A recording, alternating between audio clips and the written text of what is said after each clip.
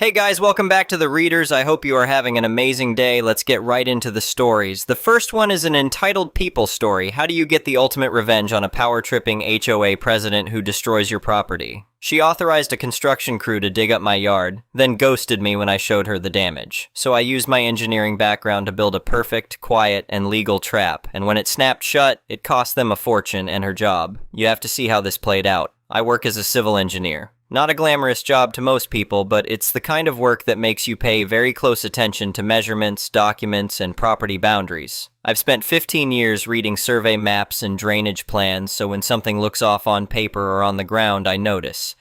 That detail-oriented part of my brain never really shuts off, even on weekends. My wife jokes that I can't walk through a parking lot without mentally critiquing the slope of the asphalt. She's not wrong. We moved into our neighborhood about 4 years ago. The house checked every box: good school district, quiet street, decent commute. But the thing I fell in love with was the backyard. It's not huge, maybe about a third of an acre behind the house, but I treated it like a long-term project from the day we moved in. I spent the first year just getting the lawn right. Real grass, not the patchy stuff that was there when we bought it. I rented an aerator, brought in compost, reseeded in sections. By year 2, it looked like a golf course fairway. My neighbors started asking me what I was using on it. Closer to the back property line, I built a stone patio by hand. I'm talking individual flagstones that I cut, fitted, and set myself over 3 weekends. My father-in-law helped me drag the heavy ones into place. It became the place we ate dinner in summer, where we sat with a beer and watched the kids chase fireflies. It cost me about $3,000 in materials and probably 40 hours of labor. It was one of those things that sounds like a project but turns into something you're genuinely proud of. Right along the back edge, just inside the property line, I had also planted a row of mature arborvitae, privacy from the common area behind us. Those trees were not cheap, and they took 2 years to really fill in to the point where you couldn't see through them. Between the lawn, the patio, and those trees, that backyard was the part of this property that I cared most about. Now, the homeowners association in this neighborhood. I knew going in that it was an active one. The inspector mentioned it during our walkthrough, said it was well run. That turned out to be a generous description. Within 3 months of moving in, we got our first notice. Apparently our trash bins were left at the curb until about 4 in the afternoon on collection day, and the rules said they had to be pulled back by noon. A written notice for that. Not a knock on the door, a printed form in our mailbox. Okay, fine. We adjusted the schedule. About 6 months later, another one. Our welcome mat was described in the notice as being a color that had not been pre-approved by the Architectural Review Committee. The mat was dark green. I went and looked at the rules. There was genuinely a list of acceptable colors for entry mats, and forest green was not on it. We replaced it with a brown one, and I sat with that annoyance for about a week before I just let it go. The head of the board at that time was a woman I'll just call the president. She was the kind of person who had found her calling in HOA governance. She talked about neighborhood rules the way some people talk about national security. Lots of phrases like community standards and the integrity of the aesthetic environment. She ran the quarterly meetings like she was chairing a Senate committee. I went to exactly 2 of those meetings before deciding my time was worth more than that. For the most part, the HOA and I kept a professional, cold distance. I followed the rules. They left me alone. That was the equilibrium until the spring of last year, when everything changed. I came home on a Thursday afternoon in April and saw a crew in the back of the neighborhood common area which borders the rear of my property. There were 2 guys with shovels and a compact excavator, the kind you can trailer behind a pickup. They were digging. At first, I just assumed it was some kind of utility work, maybe a buried cable or a drainage line for the common area itself. I didn't think much of it and went inside. The next morning, I looked out the back window and saw they had dug a long, shallow trench running along the back of several properties, including mine. It was about 2 feet wide and maybe 18 inches deep at its deepest point, sloped, designed to carry water. A swale, in engineering terms. It ran right along the edge of what I believed was my property line, cutting through the corner of the common area before disappearing behind some shrubs. That weekend we got a heavy rain, a real soaker, the kind that comes in waves and lasts most of the day. I was doing stuff inside when my wife called me to the back window and pointed. The new channel was working exactly as designed. Water was collecting from the yards uphill of ours and moving through the trench efficiently toward the lower ground in this case being my backyard. A solid stream of brown, muddy water was pouring out of the end of that channel directly onto my lawn, pooling around the base of my arborvitae and spreading across the area near my flagstone patio. The ground around the trees was saturated. The water wasn't draining away fast enough, so it just sat there, inches deep in places, soaking into soil that had never flooded before because there had been nothing directing water onto it. I stood at the window for a while watching it. My wife asked me what I wanted to do. I told her I wanted to find out exactly what had happened before I did anything. I sent the HOA board a polite email that Sunday night. Calm tone, no accusations. I said I had noticed the drainage work along the rear of the property and wanted to understand the project better because it appeared that the new channel was directing storm runoff onto my yard, which had not been an issue before. I attached a photo of the flooded area around my trees. I asked for an explanation and for someone to walk through the project details with me. The president replied on Monday afternoon. The reply was about 4 sentences long. She said the project was a board-approved drainage initiative designed to address long-standing stormwater management challenges in the community, that it had been overseen by licensed professionals, and that the results would benefit all homeowners. She said she was sorry for any temporary inconvenience during the adjustment period. I read that response 3 times. No acknowledgement that water was flooding my property, no mention of the photo I attached, just a form letter-style dismissal dressed up in community improvement language. I replied the same evening, keeping my tone exactly as measured as before. I explained that this was not about temporary inconvenience, but about a specific, measurable change in water flow that was now damaging my property. I asked her to provide me with the project documentation, specifically the drainage plan, so I could understand where the channel was intended to terminate and whether the design accounted for runoff impact on adjacent lots. Her second reply was shorter and more condescending. She said the project had been properly planned and executed, that it was designed to improve conditions for the whole community, and that she expected I would come to appreciate the long-term benefits. That was it. No documentation, no plan, no engagement with the actual concern.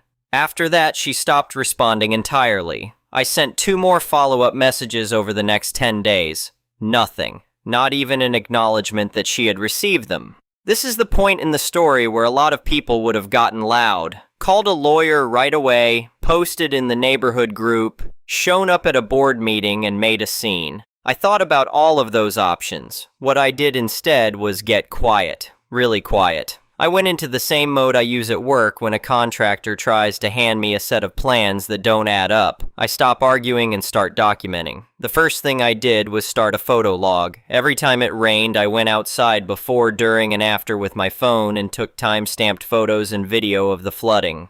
I documented the extent of the water, the saturation around the tree roots, the waterline marks left on the flagstones after the water receded. I put everything in a folder on my computer, organized by date. Within a few weeks, I had a clear record showing a consistent, repeating pattern of flooding directly tied to the drainage channel. But I knew photos alone weren't going to be enough. The critical question was whether that ditch was on HOA common land or on my property. I had always assumed the property line ran somewhere along the back edge, but I had never had a formal survey done because there had never been a reason to. That changed fast.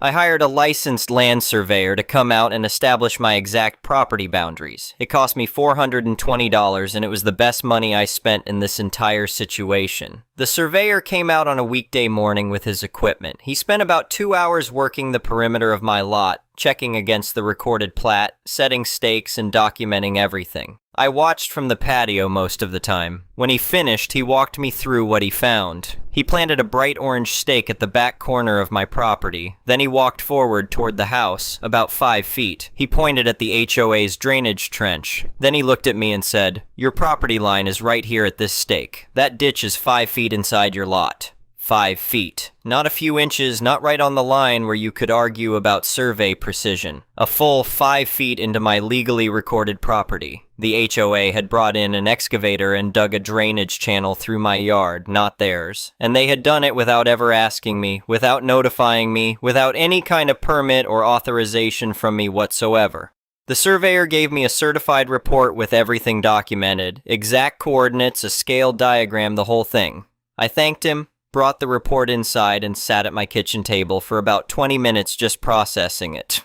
Here's the thing about getting that confirmation. Part of me had wondered if maybe I was overreacting, if maybe the ditch was right on the line and this was all a misunderstanding.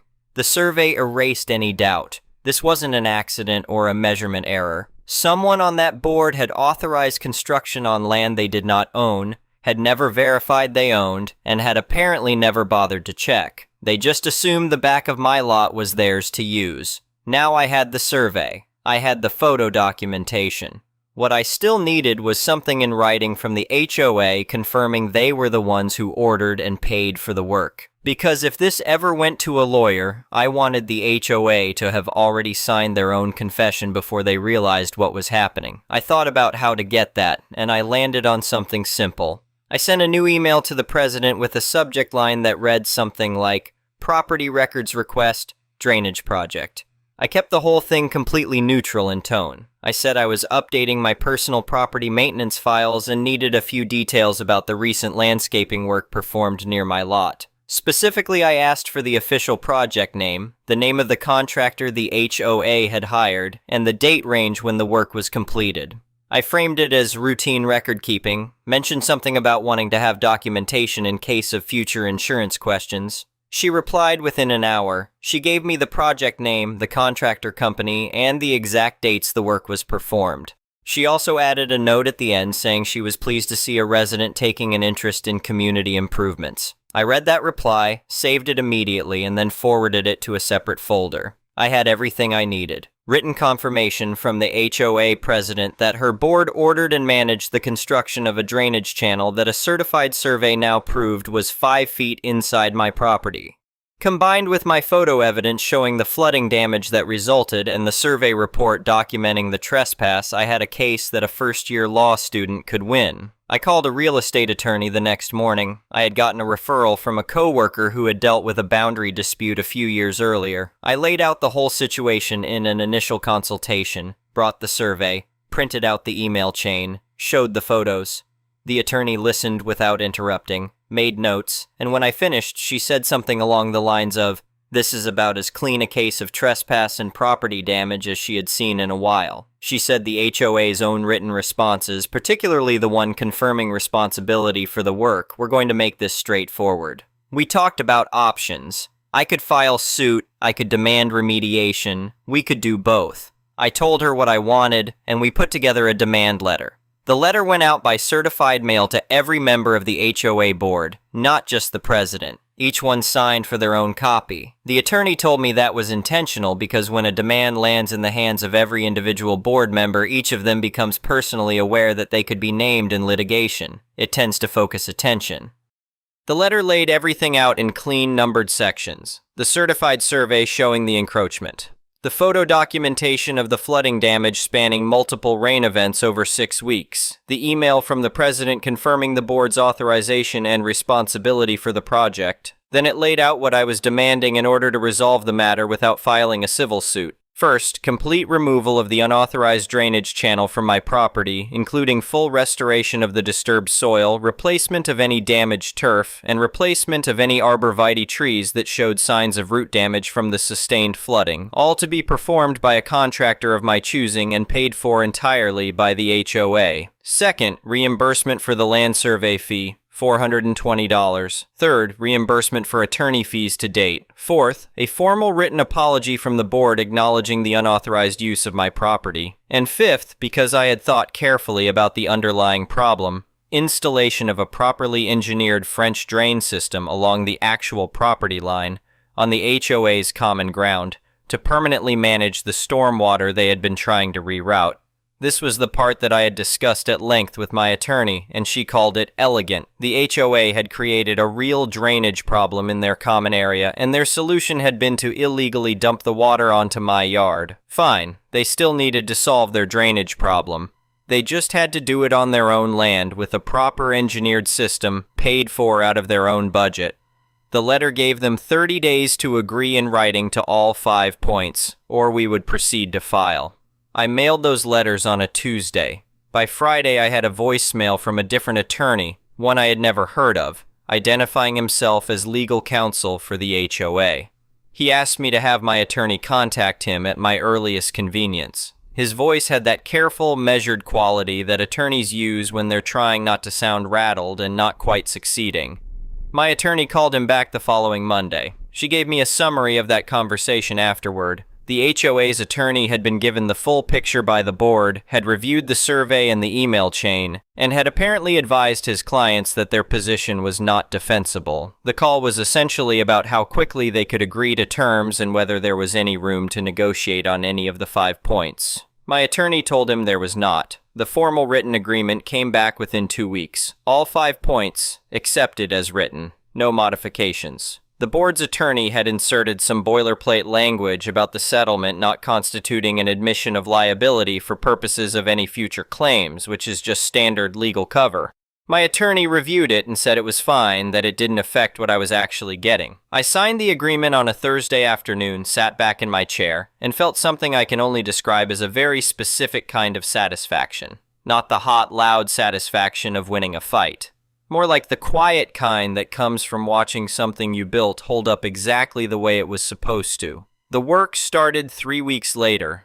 On a Monday morning. My wife called me at the office around 9 to tell me the trucks had arrived. I took a long lunch that day so I could be home for part of it. The crew the HOA's attorney had signed off on, which I had selected and which the HOA was paying for, was a landscaping company I found through a referral from a colleague who had used them for a large residential project. They were not cheap. I was not looking for cheap. I was looking for thorough and professional, because the restoration work needed to be documented just as carefully as the damage had been. I wanted before and after photos that told a clear story, and I wanted the final result to be better than what had been there before, because that was what the settlement required.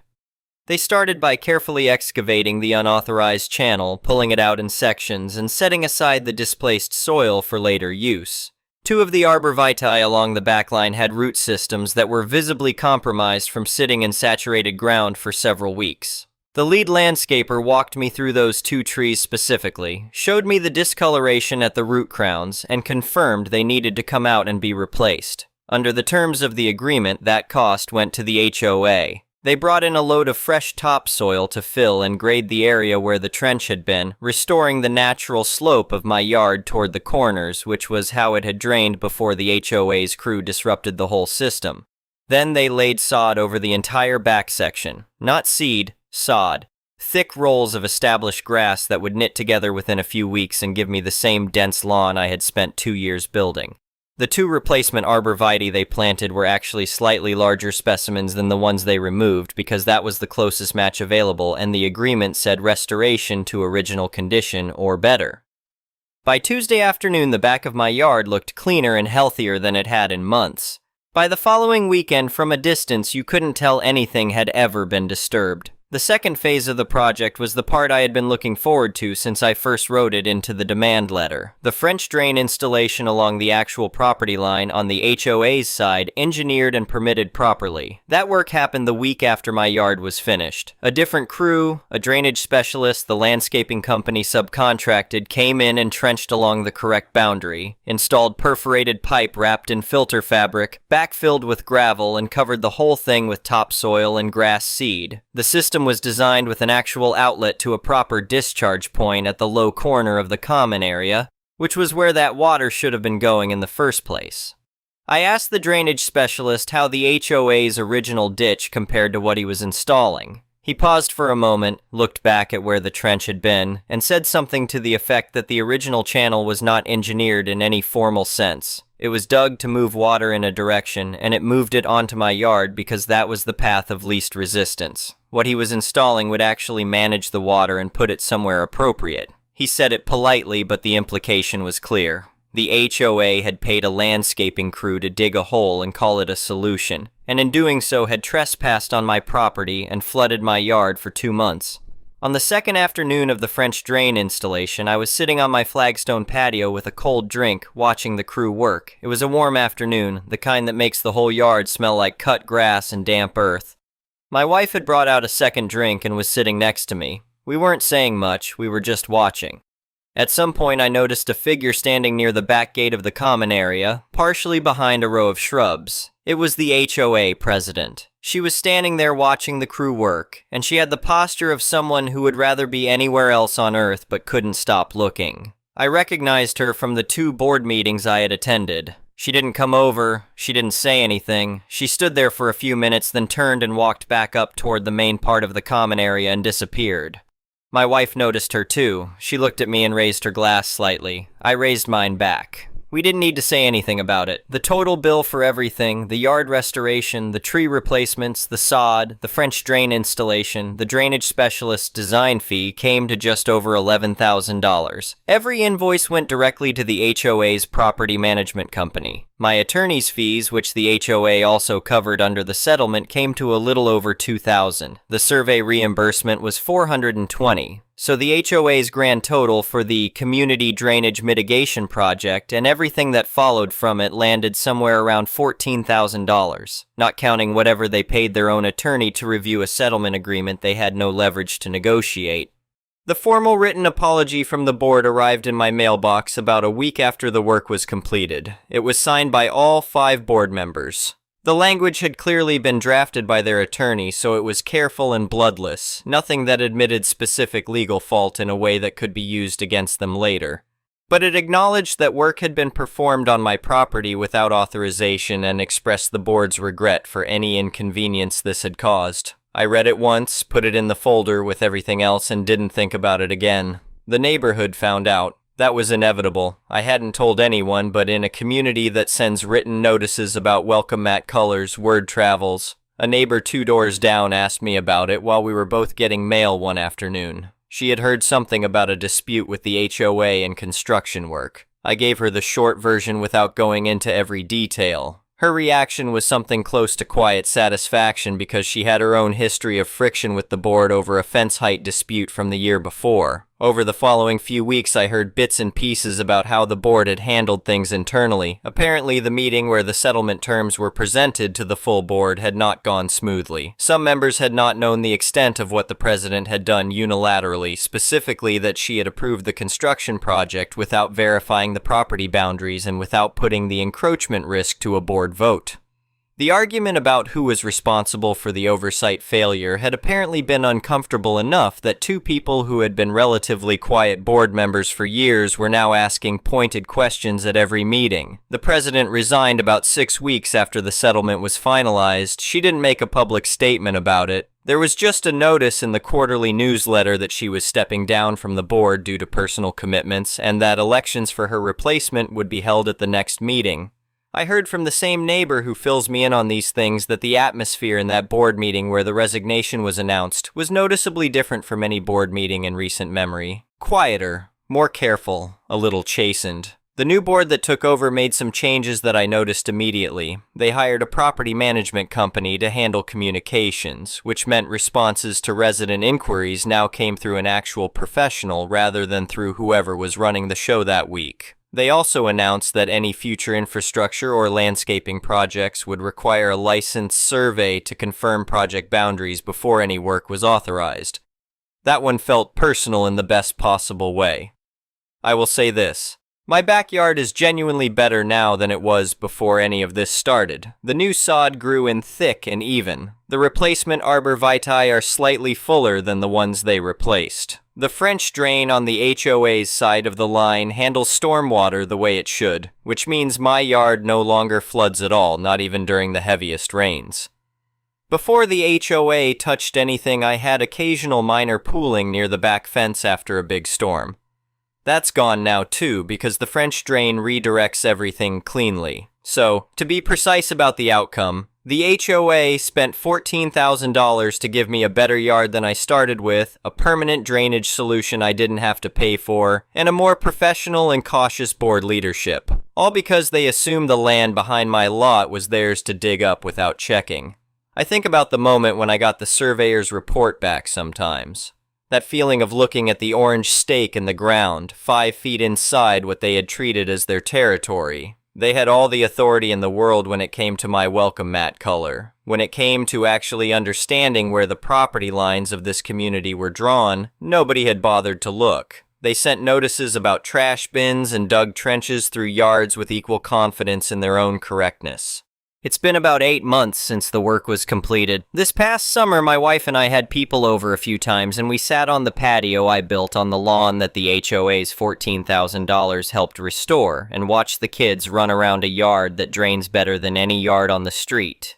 A neighbor came over once and mentioned he had heard I'd had some kind of conflict with the HOA and asked how it had turned out. I told him it had worked out fine. He looked at the yard, looked at the new trees along the back line, and said it looked like it had worked out pretty well. I told him it really had. The HOA wanted me to be a good community member and appreciate the improvements they were making on my behalf. And I do appreciate improvements. I appreciate them very much. I just think improvements work better when they're on the right side of the property line, engineered correctly, and paid for by the people who ordered them without asking first. They tried to use my backyard as their personal drainage solution. In the end, the only thing that really got drained was their reserve fund, and my lawn has never looked better. The next one is a malicious compliance story. This story isn't what you think it is. Well, now it is, I suppose. I've written many MCS about my adult life, teaching, running a drive-thru, you name it. Though I've referenced growing up with my father, this is the first time I've written about him directly. There has to be a statute of limitations on speaking Isle of the Dead, if these balls could talk. Anyway, I'm about 11 years old in Germantown, the projects of Quincy, Massachusetts, living with my father. Anytime I've asked about my mom, I got shot down with a "she's a crazy bee teach."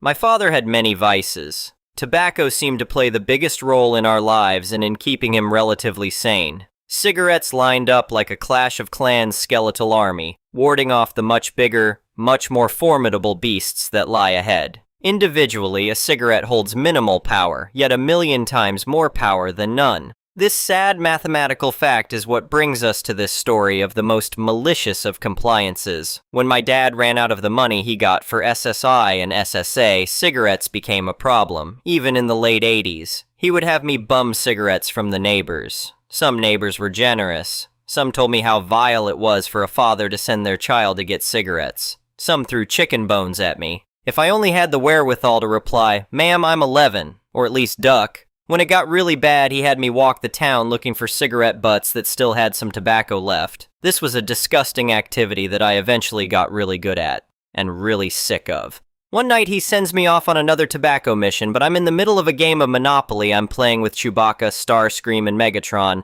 and it's about to get good. I argue to the point of my dad throwing a handful of crappy coins at me, yelling in his raspy post-thyroidectomy voice, "Don't come back until you have cigarettes I can smoke." Enter MC. As blood trickles down my face, dripping onto a few dirty coins I manage to retain from their violent travels, I wonder what other crimes these coins have been complicit to. What have you done, little dime? I was done, with all of it. As an 11-year-old, I had very little cards to play, but one of them landed right in my lap.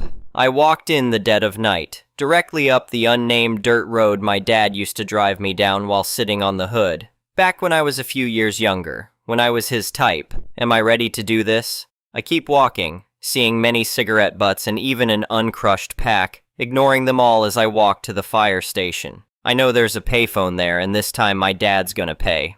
I look down at my coins, my bloody dime, and call my Aunt Stella. She told me earlier this year that any time I needed help, call her. My dad always insisted I don't do this, or ever call her for anything, because all she wants to fucking do is rat me out and see me in jail so she can keep you. Sounds like a plan. When she picked up, she knew right away, but explained in way too much detail what happened the last few months and then years, even including the essay from my dad back when he was still into me, if these balls could talk. Anyway, I cried, and tears well up even now, remembering how it all just flowed out of me like a river of garbage falling over me. I knew this was gonna be big trouble if I didn't have the cigarettes, and I told her. She risked her life driving to us, pack of cigarettes in her hand as she picked me up and told me to stay in the car. Even through the closed windows of a Chevy Nova, I could hear her yell, "Here's your ducking cigarettes! I'm taking up!"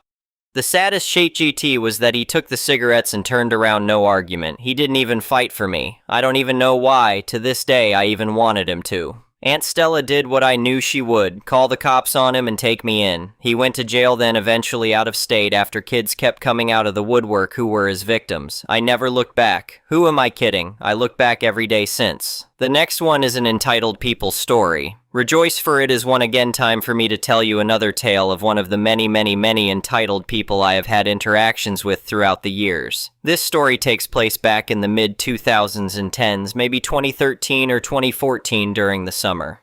Back then I was working in a safari park in Finland, where we do guided tours around the park with a tractor and a large trailer for people to sit in. On this lovely morning, work started as normal. I came to work and got everything ready for the day. Once I was done, I headed over to the shop just outside the front entrance to the park where the other employee was sitting today. This shop is where you buy tickets for the safari tours. There had already been a few people who had bought tickets, but not that many, less than 10 pence in total. About 5 minutes before the first tour of the day, this group of 5 Russians show up and in a thick Russian accent request to buy 5 tickets to the tour. The girl in the shop gets 5 tickets, punches them in, and since the tickets were 10 euros a piece, it tallied a nice even 50 euros for the group. Now this dude, who is clearly the leader of the group, let's call him Vladimir, pulls out his wallet and very demonstrably opens it up to show it's full of cash, neatly ordered 50 euros, 100 euros, 200 euros, and 500 euros bills. And it's very much obvious that he is deliberately displaying how much money he has, and it's easily over 10,000 euros in cash in there. He pulls out a 500 euro bill and drops it on the counter. Well, obviously we don't have change for a 500 euro bill first thing in the morning, especially not since most people paid by card anyway. The shop lady tells the guy she can't give him change on that and asks if he has anything smaller, which he clearly did. We could both see a stack of 50 euro bills in his wallet. Well, he proceeds to whine about us not taking his money and that we have to take his money. Fun fact, we don't. Only when Vladimir is told he will be refused service if he can't either pay by card or has a smaller bill, does he take the 500 euros back and gives her an even 50 euros. Vladimir and his entourage now walks to the gate, and I think to myself that this will be an interesting tour. Anyway, once it's time to start the tour, I go and open the gate and let everyone inside and load up everyone in the trailer. Vladimir and his pals line up on the back bench and the rest of the people go sit in the front end of the trailer. Since all the rest of the people spoke Swedish, I gave them the tour introduction first. We are a Swedish-speaking region and most of our customers wear Swedish, and then go behind the trailer to give the introduction to Vladimir and his pals. Vladimir promptly asks me to speak Russian. Unfortunately, I do not speak any Russian, and I tell him that. Now Vladimir pulls out 100 euros from his wallet and says, "Come on, speak Russian." At this point, I am dumbfounded, so I just kind of freeze for a few seconds to just process the request. Well, Vladimir takes that as a bargaining tactic, I guess, and pulls out a 200 euro bill, and now, while holding 300 euros out, asks me again to speak Russian. I again tell Vladimir that I do not speak Russian. Well, apparently Vladimir thinks money can fix anything and whips out a 500 euro bill and screams at me, "Speak Russian." This time I had it, and tell him that I do not speak Russian and I don't have time for this or a language course right now since we have other guests on this tour. At this point, he just stares at me while still waving his 500 euro bill at me like a feather in front of a kitten or something. I tell him that I would speak Russian if I could without charging anything extra for it, but I can't, and I will now go trip the safety rules and then we will start the tour. If they didn't like it, they could get of now. He just tells me out service is bad and sits down. The tour goes on without incident, but Vladimir and his pals doesn't say anything for the rest of the tour. They do not even really look at the animals or go outside the trailer at the places where people are allowed outside the trailer. When we come back, he tells me he will tell my boss about my bad service and that I should learn Russian. They then disappear in their car, never to be seen or heard from again. I called the boss to tell her about the encounter. She just laughs at the stupidity and promises to give him an earful in Swedish if he ever calls her. Well, he never called her, so that was, I guess, a missed opportunity for some fun. So this has been another of my many stories. There will be more in the future at irregular intervals. Anyway, thank you for watching.